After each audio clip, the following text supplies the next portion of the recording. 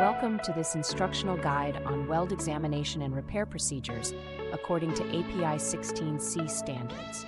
Today, we'll delve into the meticulous process of ensuring weld integrity, a crucial aspect in the oil and gas industry.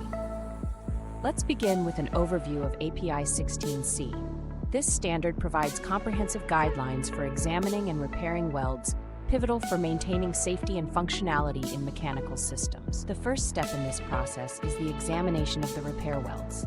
According to API 16C, these welds should be scrutinized using the same methods and acceptance criteria that apply to both base and weld metals. Pay close attention to the examination scope, which includes an additional half-inch or 12.7 millimeters of the adjacent base metal on all sides of the weld.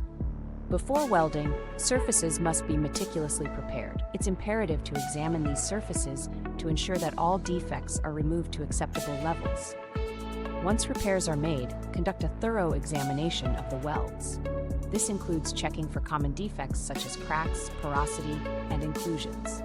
As we conclude, remember that adhering to API 16C standards not only upholds quality, but also instills confidence in the structural integrity of your welds.